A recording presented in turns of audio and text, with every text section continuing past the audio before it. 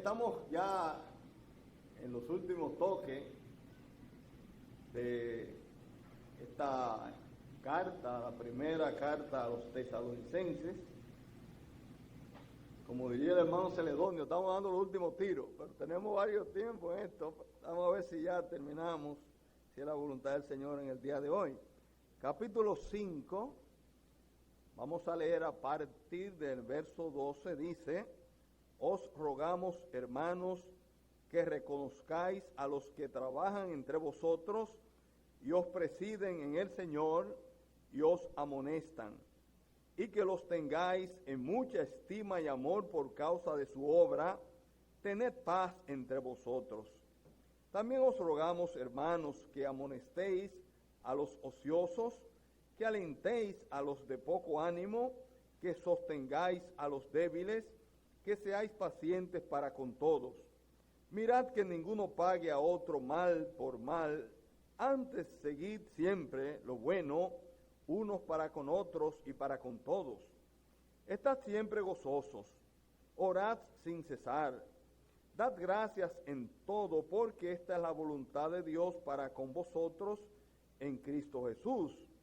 No apaguéis al Espíritu, no menospreciéis las profecías, examinadlo todo, retened lo bueno, absteneos de toda especie de mal, y el mismo Dios de paz os santifique por completo, y todo vuestro ser, espíritu, alma y cuerpo sea guardado irreprensible para la venida de nuestro Señor Jesucristo.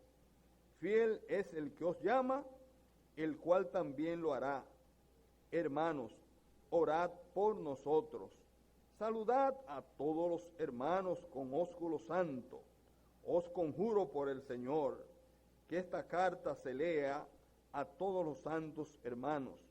La gracia de nuestro Señor Jesucristo sea con vosotros. Amén. Bien, hemos estado estudiando esta carta de manera muy pormenorizada y vamos a tratar ya los últimos versos como una suerte de historia para que ustedes lo sepan, y quizás ya lo he dicho otras veces. Comenzamos esta carta a raíz de la pandemia y Ernesto y yo nos pusimos de acuerdo. Yo decía: Ernesto, yo te mando el escrito, pero añádale. Entonces hay cosas que se decía que era parte mía y parte de él, y tuvimos, yo creo, de acuerdo, ¿no? Nos dimos cuenta de que estábamos hablando lo mismo, y eso fue una experiencia, creo yo, muy enriquecedora para nosotros, porque nos dimos cuenta que cuando tú centras el foco en el Señor, se habla lo mismo. Y eso fue, yo creo, una gran bendición. Pudimos así diariamente producir alrededor de 30 mensajes, estudios de esta carta, que al final, cuando veo las hojas que escribí acerca de ella, tenemos 150 páginas. O sea que uno va poco a poco y las cosas van abriéndose, y uno viendo cosas que no veía antes. Bien, ya dijimos que el versículo 23 no es más que una oración de parte de Pablo. Y él comienza diciendo: y el mismo Dios de paz os santifique por completo, y todo vuestro ser, espíritu, alma y cuerpo sea guardado irreprensible para la venida de nuestro Señor Jesucristo. El gran anhelo del apóstol Pablo era que ellos y nosotros, por extensión, seamos guardados. Y el término guardar, dijimos, tiene que ver con ese cuidado, como lo tiene un alcaide de una fortaleza, de tener allí a los que están en custodia de cerca, vigilados, guardados. ¿Para qué? Para que seamos irreprensibles, amentos, sin falta alguna. ¿Para qué? Para la venida de nuestro Señor. No hay ningún grupo humano, óigalo bien, hermanos, que pueda tener una esperanza más gloriosa que la que tenemos los creyentes. Hay gente que yo he visto porque le salió la residencia, pero contentísimo. La residencia, cuando uno habla de residencia, no hay que decirle la norteamericana, porque no hay otro país para donde ir para el dominicano. Cuando usted oye, voy a salir fuera del país, no hay que agregarle más nada. Estados Unidos, porque si es para España, dice, no, voy para España. Me voy fuera, ya usted sabe a dónde va. Entonces, yo he visto gente muy contento cuando le sale una residencia a los Estados Unidos. Ahora, yo quisiera ver también esa misma alegría cuando el creyente sabe de que estamos a la espera del Señor que está a la puerta. Nunca antes la venida del Señor estuvo más cercana que hoy. Usted y yo estamos más cerca de la venida del Señor que ninguna otra generación de creyentes en toda la historia. Y la historia va para más de 2000 años. ¿No está usted alegre por esto? Anoche, estamos hablando anoche, sería como a las 11 de la noche, me pasa a mi esposa un pequeño tratado y me dice, léete eso para que tú veas. Bueno, ya yo estaba por cerrar, ¿eh? Pero al ella decirme así, lo leí y no me pesó. Está tratando acerca de que en la Biblia vemos que todas las reuniones que eran convocadas del pueblo de Israel para estar con el Señor eran de alegría, de gozo. Y decía él, ¿por qué a los creyentes le da tanto trabajo venir a congregarse en la iglesia? Debe ser motivo de gran gozo. Venimos a estar aquí con el Señor.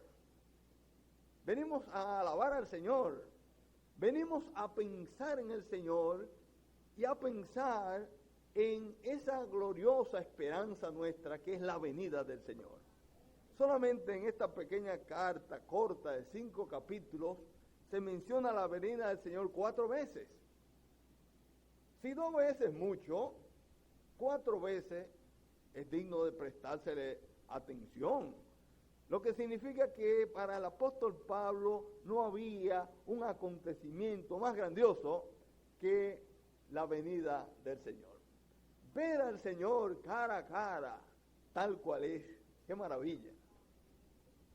Hay un himno que lo cantamos, digo yo, lamentablemente cuando alguien muere, pero es un himno que puede cantarse en cualquier momento, donde dice, cara a cara espero verle, más allá del cielo azul, cara a cara en plena gloria yo veré al Señor Jesús. No dice yo voy a ver si lo veo, vamos a ver, es posible, no, habla de una afirmación, yo veré al Señor Jesús.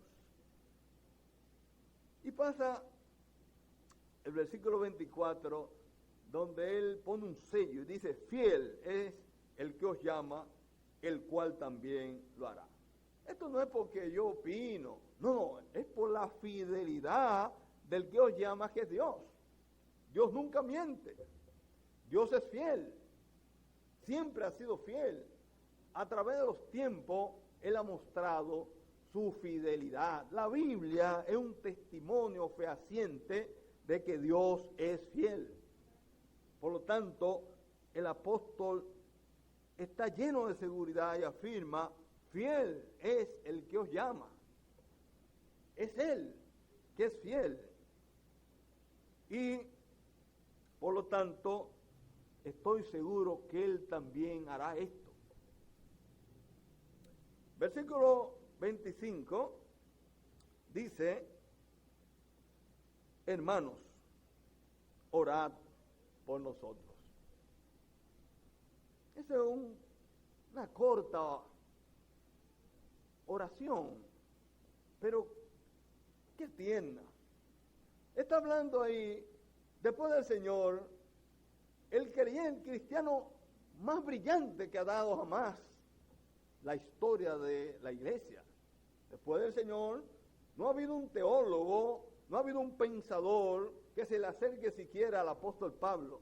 Sin embargo, él ahí se baja humildemente y le dice a los destinatarios de la carta, hermanos.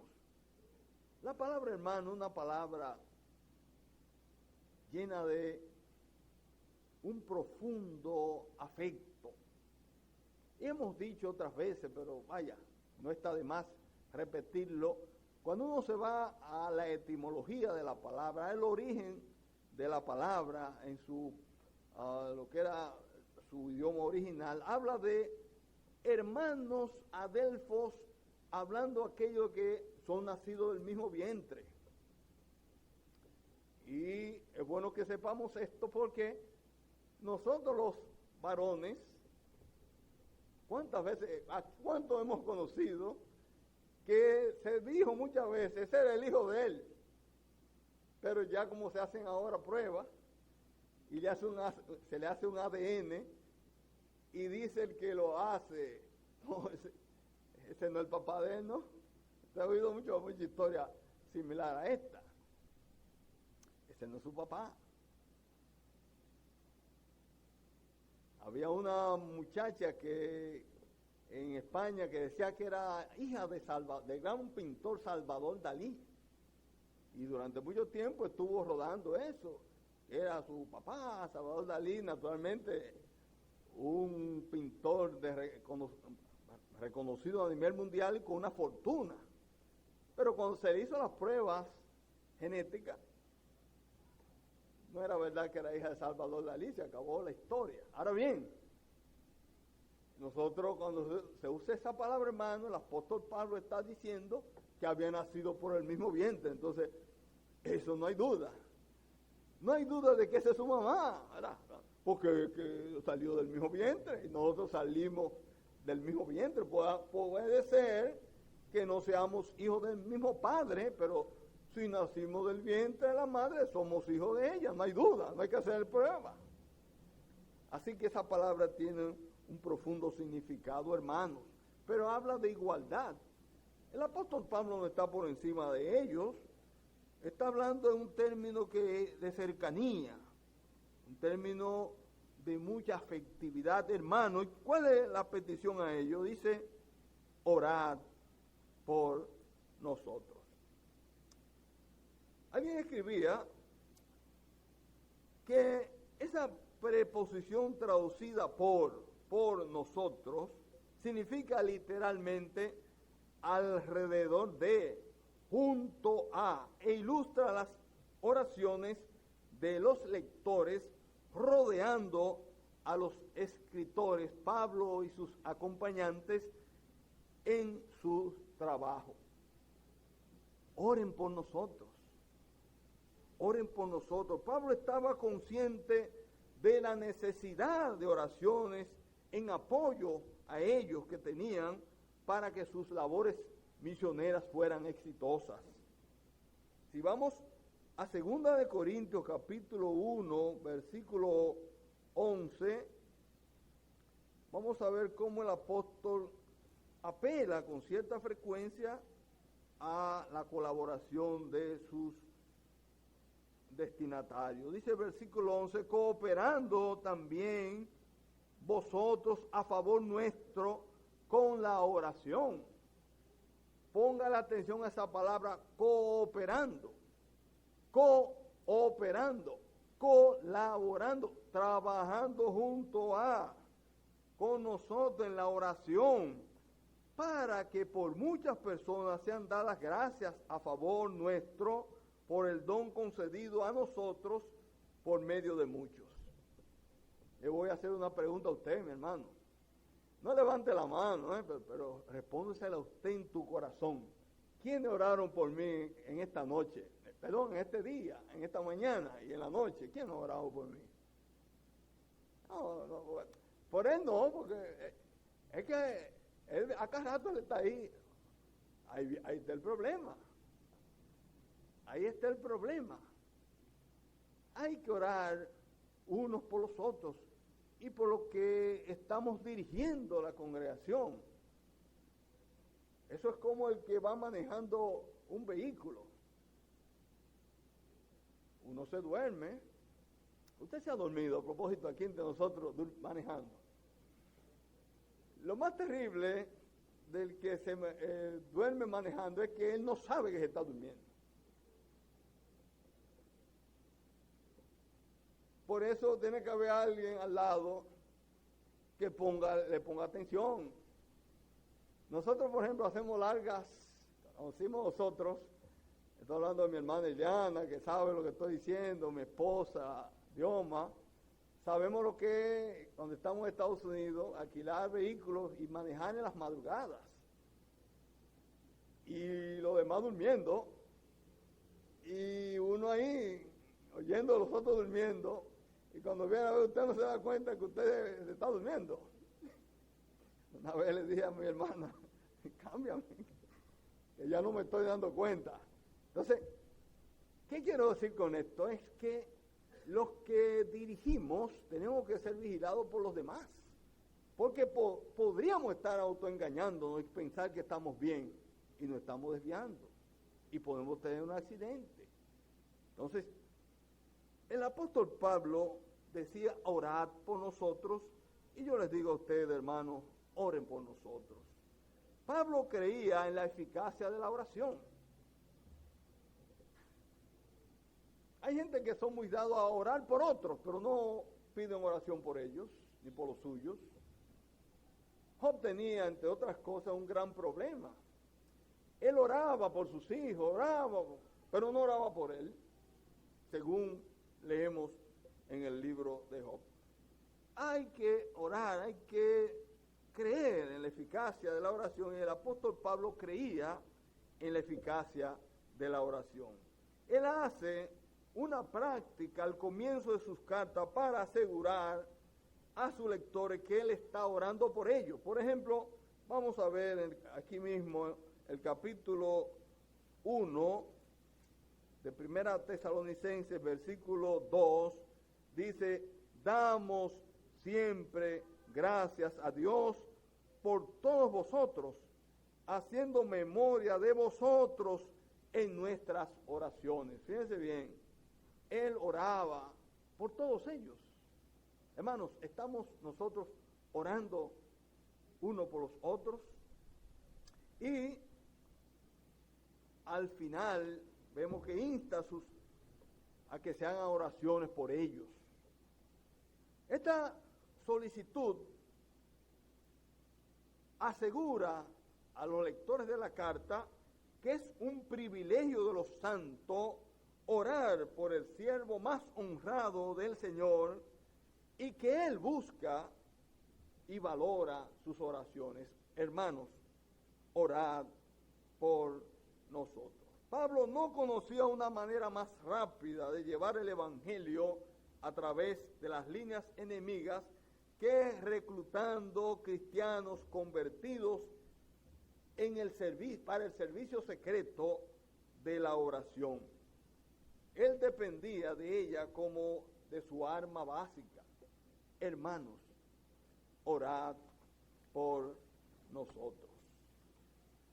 Decía un hermano, el apóstol cierra esta primera epístola pidiendo a los hermanos que oren por él y por sus colaboradores, con todo el conocimiento profundo de la verdad y las grandes revelaciones del Señor. Sentía su dependencia y conocía la bendición que proviene de las oraciones de sus hermanos santos. Orad por nosotros. Félix se paró y dio gracias por las oraciones. Qué bueno. Yo tengo como práctica, si voy a salir a hacer algo, pedirle a ustedes que oren por mí. Uno cuando sale no sabe lo que va a enfrentar. Y nosotros hemos visto maravillas y sabemos que ha sido por la misericordia del Señor. Por la misericordia del Señor y por las oraciones de nuestros hermanos. Versículo 26 dice, saludad. Fíjense bien, todos estos verbos están en imperativo, son mandamientos. Saludad a todos los hermanos con ósculo santo. Saludad. Es una palabra interesante porque significa envolver en brazos, dar la bienvenida, abrazar. se habla de los que se encuentran o se separan, uno los saluda. Es una expresión final del amor fraterno de Pablo. Dice, saludad a todos. Y todos significa todos, sin excepción. No hay hermanos favoritos. No hay hermano que debe sentirse a menos. Hay que saludar a todos los hermanos. Porque no hay jerarquía entre nosotros. No debe haber jerarquía, porque el Señor dijo que no llaméis padre ninguno aquí en la tierra, porque nosotros tenemos un solo Padre, que es Dios, y un solo Maestro. No llaméis maestro a nadie aquí en la tierra. ¿Vosotros sois qué? Hermanos. Hermanos. Así que saludad a todos, incluso aquellos que habían sido reprendidos en la carta. En la carta hay reprensión, como hemos visto, a un grupo se les reprendió, pero no lo tenga por enemigo, salúdalo como a un hermano.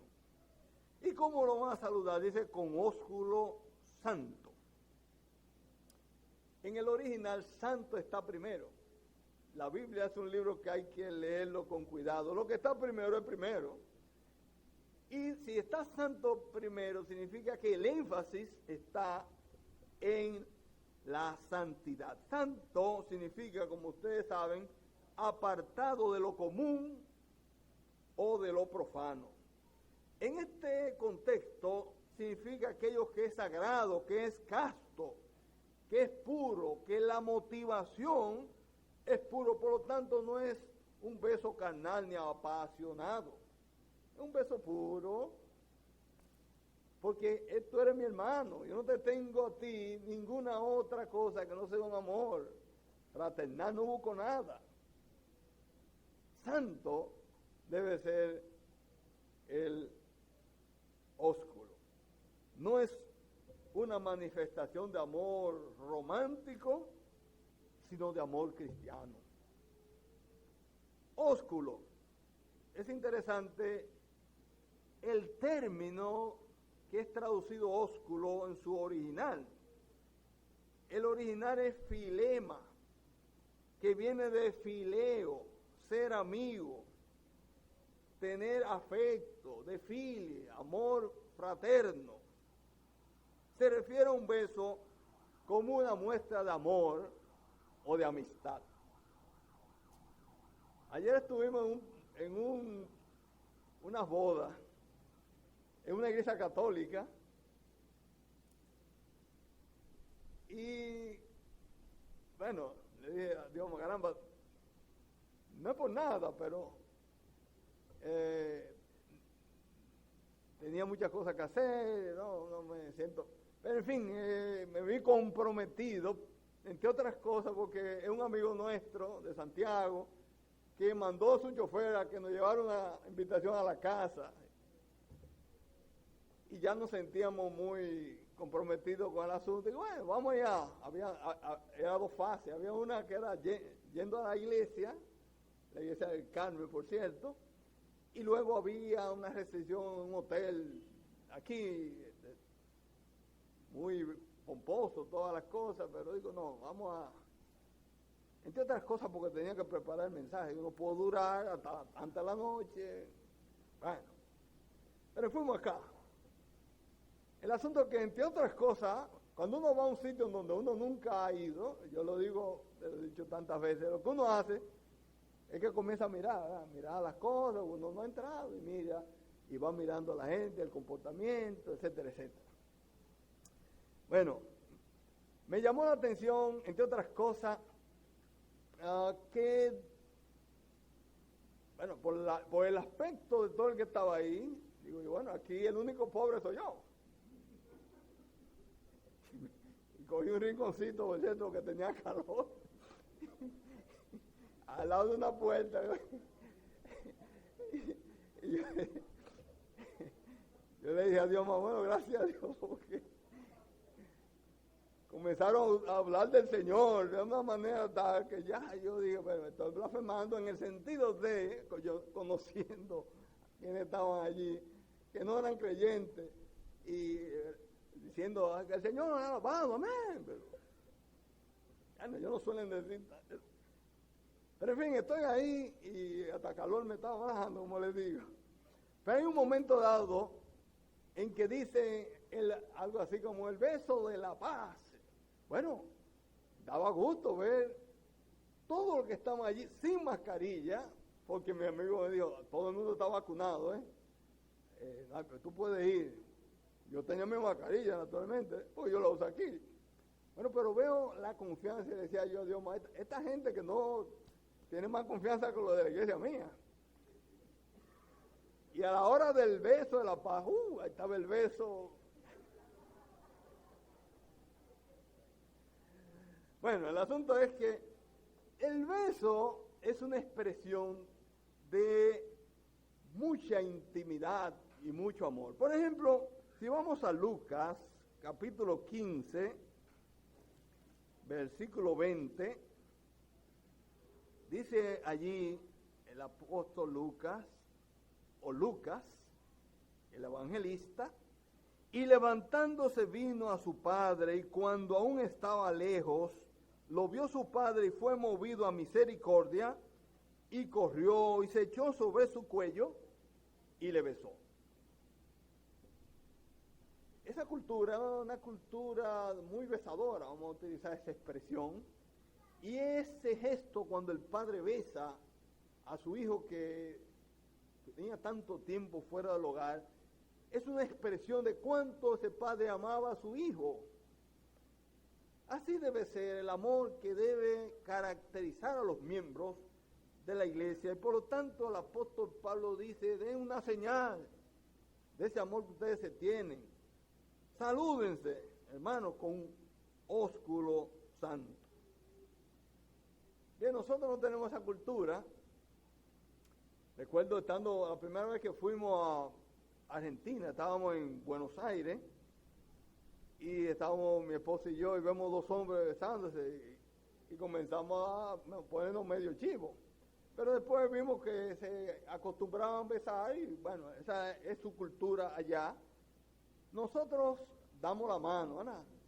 Y es un equivalente en nuestra cultura a esa muestra de afecto y de amor, saludarnos con un abrazo o dándonos la mano, pero debe haber una manifestación de un verdadero amor entre los hermanos. Warren Wiersbe hace un señalamiento interesante. Dice él, una vez finalizada la adoración colectiva, los santos se ministran unos a otros, se saludan y buscan animarse. He estado en iglesias donde la congregación escapa como ratas que abandonan un barco que se hunde. El compañerismo es parte de la adoración. La iglesia primitiva, como ustedes bien saben, se apoyaba, como podríamos usar la expresión, en tres puntos importantes, cuatro soportes importantes. Dice que ellos permanecían en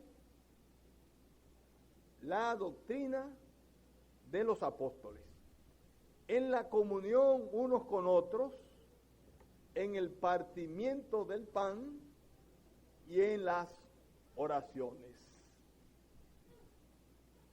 Esa comunión unos con otros no es más que la relación que los hermanos tienen uno con otro. Y piense usted, vaya usted pensando, yo veo en nuestra congregación de esas cuatro cosas, dos que creo que evidentemente necesitamos reforzar. La comunión unos con otros.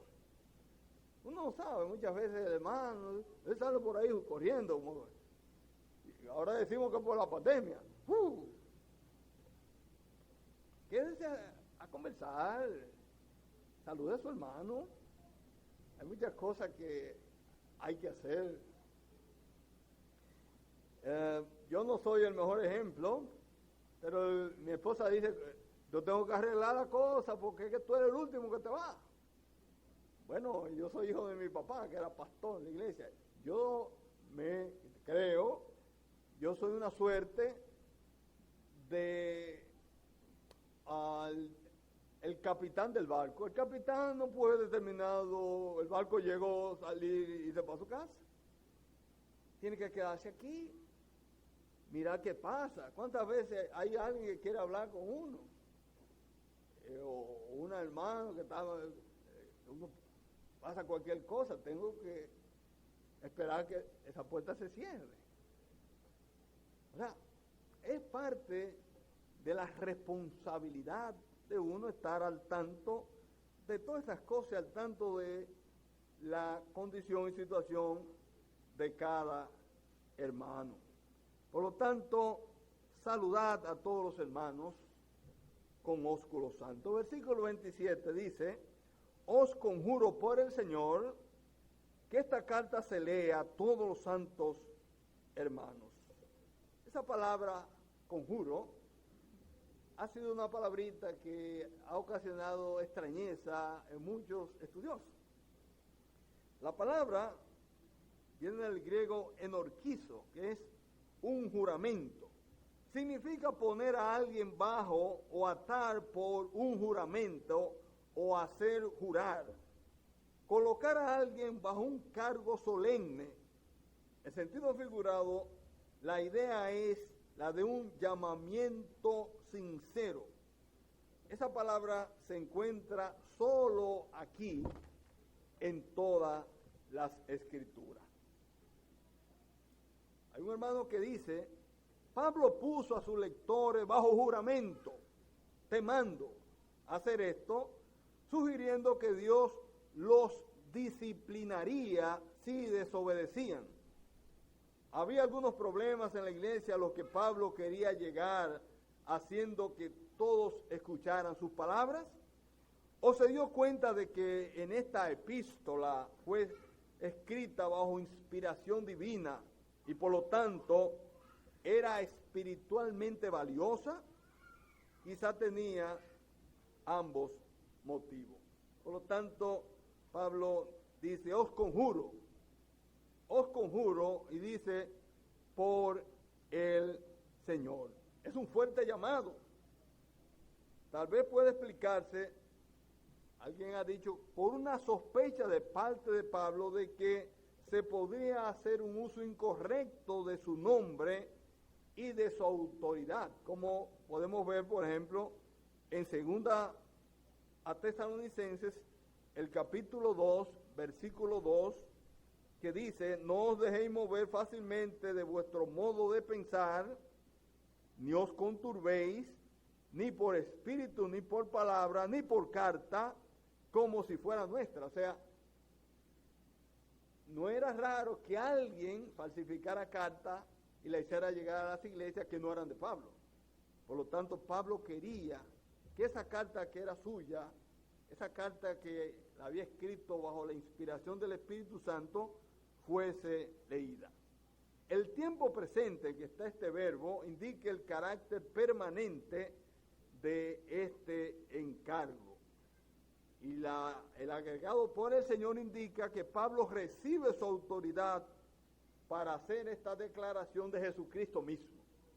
Él tenía autoridad apostólica, pero también tenía una autoridad que le había sido concedida por el Espíritu Santo. Os conjuro que esta carta se lea. Y la lectura era una lectura pública de la carta. Recordemos que en ese entonces había muchos hermanos que no sabían leer, iletrados.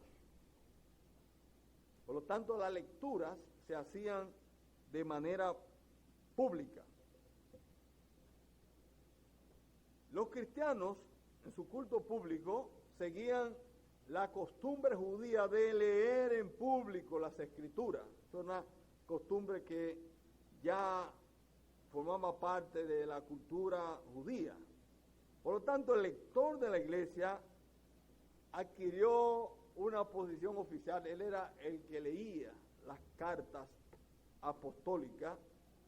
Y es interesante, esta palabra lea es la palabra anagnosco, que viene de gnosis, conocimiento. Es lo que conduce al conocimiento. En consecuencia, estar leyendo o escuchando leer era estar adquiriendo conocimiento de algo. Hay que leer para nosotros así poder conocer. No ha habido nunca un creyente espiritual que no sea un lector atento, sistemático, cuidadoso de la palabra. No lo ha habido. No crea que usted va a crecer espiritualmente si usted no lee la palabra de manera sistemática, constante, en todo momento, porque ahí está el alimento del cristiano. Voy a leer una cita de Spurgeon, está un poquito larga, pero muy interesante. Decía Spurgeon: la lectura de la Escritura es para nosotros la hora de la comida espiritual. Toquen el timbre y convoquen a cada una de sus facultades para que se reúnan en la propia mesa del Señor, para tener un banquete con el precioso alimento que está disponible para nosotros ahora. O más bien, toque la campana de la iglesia, llamando a la adoración, pues el estudio de la Santa Escritura debe ser algo tan solemne como cuando entonamos un salmo en el día del Señor en los atrios de la casa del Señor. No quiero decir algo que sea muy severo, sino estrictamente la verdad, que hablen sus propias conciencias. Pero quiero hacer una pregunta muy osada. ¿Acaso no leen la Biblia muchos de ustedes de una manera muy apresurada? Leen solo un poquito y luego lo hacen todo a un lado. ¿Acaso no olvidan pronto lo que han leído y pierden el poco efecto que pudo haber tenido la lectura? ¿Cuán pocos de ustedes están decididos a llegar hasta el alma de ella, hasta su vida, su esencia y beber de su significado? Pues bien, si no hacen eso, les digo de nuevo que la lectura de ustedes es una lectura miserable, muerta, que no produce beneficio alguno. Ni siquiera la podemos llamar lectura. Ese nombre no podría aplicarse. Que el Espíritu bendito les dé arrepentimiento en lo tocante a este tema. Y terminamos nosotros con el último versículo que dice: la gracia de nuestro Señor Jesucristo sea con vosotros. Amén. Aquí tenemos el característico estilo con que el apóstol Pablo suele finalizar sus escritos. Él comienza la carta a Tesalonicenses con gracia y ahora la concluye también con el mismo tema. Para el apóstol, el cristianismo es gracia de principio a fin. Decía un comentarista: la gracia de Dios está siempre con sus hijos, pero la preocupación de Pablo era que sus lectores experimentaran y disfrutaran esta gracia. Claramente Pablo asume que la lectura de esta epístola será un medio usado por el Espíritu para el enriquecimiento de su experiencia de la gracia de Dios. Deseaba que todos los hermanos experimentaran el enriquecimiento que se deriva de la palabra escrita. Mi hermano, que la gracia de nuestro Señor Jesucristo sea con vosotros. Oremos. Padre amado que estás en los cielos, gracias te damos, porque son innumerables las razones por las cuales estar agradecido de ti. Nosotros estábamos muertos en nuestros delitos y nuestros muchos pecados, pero por la fe puesta en Jesucristo, ahora sabemos, tenemos la seguridad de que hemos pasado de muerte a vida eterna. Gracias por tu palabra, gracias porque ella es viva, gracias porque ella es eficaz. Gracias porque a través de ella nosotros hemos encontrado la persona y nos hemos enterado de la obra de Jesucristo efectuada en la cruz. Gracias, Padre, porque ella es como esa miel de dulce, esa miel que destila del panal. Gracias, Padre, bendícenos, ayúdanos y que estas palabras hayan sido de bien para nuestros corazones, para nuestras vidas. Todo te lo pido, te doy gracias en nombre de tu Hijo amado, nuestro Señor y Salvador Jesucristo. Amén.